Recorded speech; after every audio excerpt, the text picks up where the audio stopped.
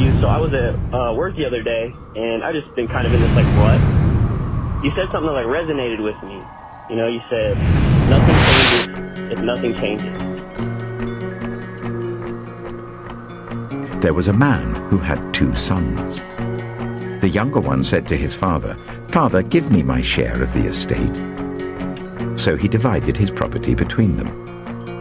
Not long after that, the younger son got together all he had, set off for a distant country, and there squandered his wealth in wild living. After he had spent everything, there was a severe famine in that whole country, and he began to be in need.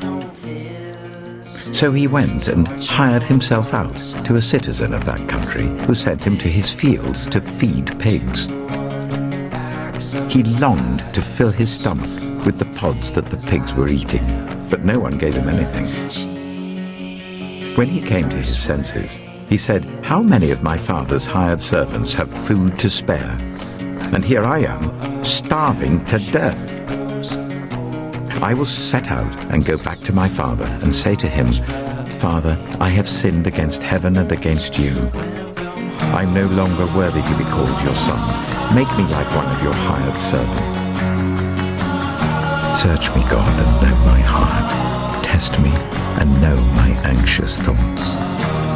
See if there is any offensive way in me, and lead me in the way everlasting." So he got up and went to his father. But we also glory in our suffering, because we know that suffering produces perseverance.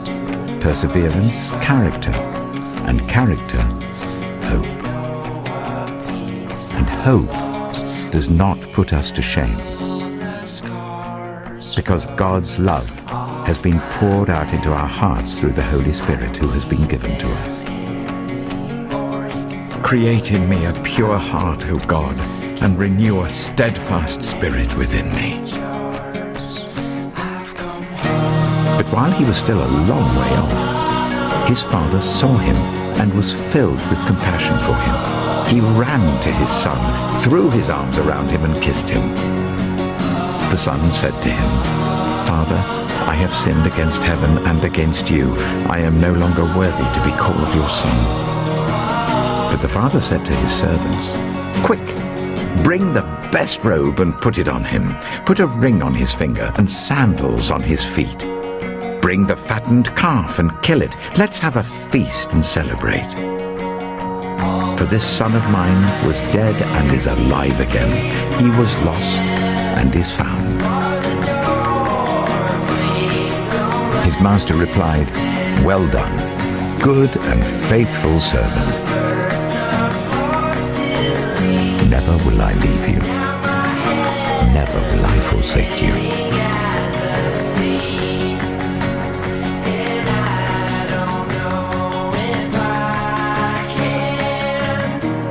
Meanwhile, the older son was in the field. When he came near the house, he heard music and dancing.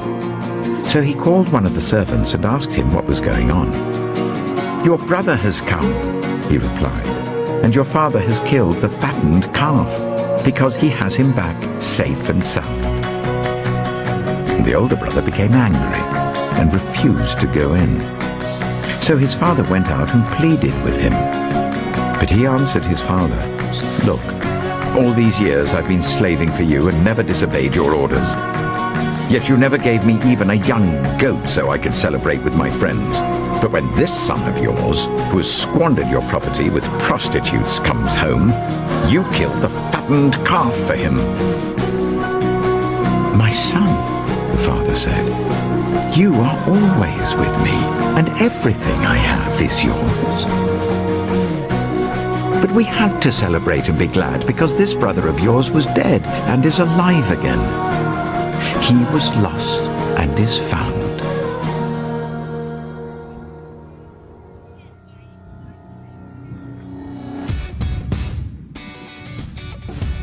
All right, God, the change is now. Lead me with wisdom and let's make disciples.